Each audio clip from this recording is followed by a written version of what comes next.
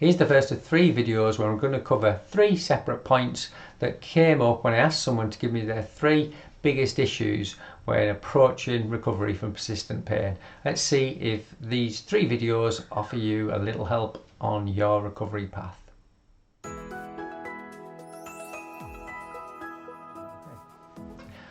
The first point this lady raised was that she finds it difficult to tell the difference between acute and persistent pain because it all just merges into the pain. So when you break that down, first of all, if you are experiencing pain, it's a signal for you to attend to yourself.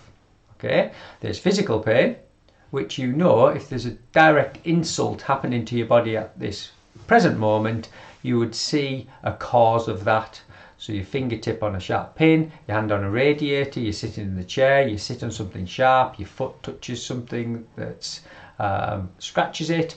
So you've got cause and effect. So it's always important to, am I in actual danger now? And you check your environment like you check it anyway. You don't need my explanation for that. Okay? You will see something that makes sense to you. All of your senses, you'll work out the meaning of your experience. If it's a physical insult, you'll change your position, get out of the room. If you have injured yourself, you will know what to do with that information. Physical potential for threat or pain afterwards from an injury. Okay, if you've had an injury, then that pain is needed to be protective for 3 months. It takes 6 weeks for tissue to heal. It takes 6 weeks thereafter for the body to condition, and take a burn or a broken leg or a graze or something that needed stitches, real trauma, and there's always cause and effect with that. You don't just wake up and notice the stitches or the cut. You're generally aware of it around the time it happens. However, there can be a bit of a delay. So if there's pain, you're looking for cause and effect physically. If you haven't noticed what happened at the time and there's a refractory period, then that's a little bit like when you washed your hands after being in the garden, you notice the blood. So pain is always telling you there's something to attend to. The first thing you check if there's acute injury with acute pain, because acute pain doesn't always mean acute injury. Now think of the other type of pain you could have, so emotional pain or a painful emotion. And that would be if you had a phone call of someone you knew and told you that someone you loved is no longer there, and you receive the news, the chest pain, the shortness of breath, the tension you feel, you would describe that as an emotional pain. Now, we haven't been physically damaged, and if you scanned your body on that day, you won't find anything to explain the emotional pain you feel of that news.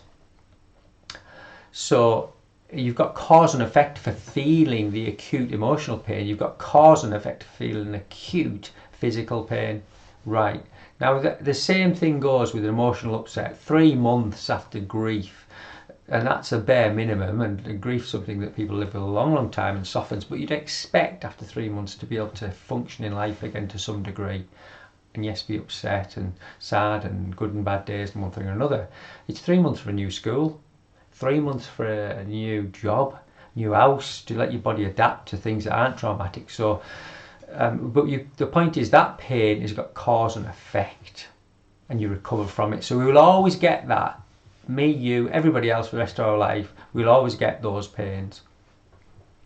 And they'll last, well, as long as they last. We'll take the necessary action medically. We'll get the necessarily physical and emotional support depending on what elements of physical and emotional pain or injury or trauma we've suffered, and we recover completely, okay, with a memory of that event, with emotions attached to it, but not ongoing persistent physical pain. And the motorway, if you like, from a nervous system point of view, is the same one, whether it's the pain that you get from the phone call or the pain from the hand on the radiator. The communication in the nervous system is the same one. So there is some discernment between, is this pain emotional, is this pain physical? There's always an overlap. It's normally, oh, it hurt and I've cut myself. There's a bit of fear, but I'm going to be okay. So it's a physical driver, the emotion's there, it calms down. The grief is the chest pain, it's not a heart attack, it's how I feel. I'm obviously kind of logically analysing this, but as an emotional experience you wouldn't have time to do that, but you generally know it's not a heart attack. But many people end up in A&E with cardiac monitors at the time that they're looking after a dying relative. So the body just tells you the score really fast. You don't get the 0 to 10 gradual, you get bang. So you have to interpret that pain. Persistent pain, it can feel exactly the same. You could still get the same pain for months and months and months in the chest that relates to the grief. If you haven't been given the emotional support that all of us need, you could still be getting the pain in the physical structure long after the tissue's healed, if you haven't been given the physical and emotional support that all of us need. So it just means that there won't be a cause and effect after month 3, after month 6, after month 9, after month 12, a year 3, year 10. You won't find cause and effect that makes sense. So if that pain's in your hand or in your leg and it comes out of nowhere, but we're wired, remember, to look for physical cues as a driver of it. That's how we're biologically wired. Our medical system goes for the structure immediately first. You won't find it. You will find incidental things there, scars, wear and tear, the age of someone, the weather at the time, the position they're sitting in, their weight, and people themselves will label the conditions as linked to the pain, and then they'll start to feed the conditions, or the medical community will start to point to those conditions and say, oh yeah, that's why you're in pain. So you get these conditioned responses. The person starts to get fearful of their own body and those conditions. And it isn't the conditions themselves that are cause and effect, it's the internal state the person holds or becomes apparent with those conditions that drives the pain. It's the emotional state that triggers the physical output. It's the physical cues, if you like, positions that trigger the emotion that drive the pain. So it's a two-way feed. So discernment takes education about the cause of chronic pain, that there's a physical emotional factor and it's in the body, not the head. It means that if it's beyond 3 to 6 months, the only drivers of persistent pain is cancer, an autoimmune disease, an undiagnosed fracture, an ongoing infection. So if you had those checked, and people with pain for a long time often have and should have done, and every medical practitioner normally checks for those things, and you can have all those things without persistent pain, by the way, but they should be ruled out after 3 months if the pain is persisting.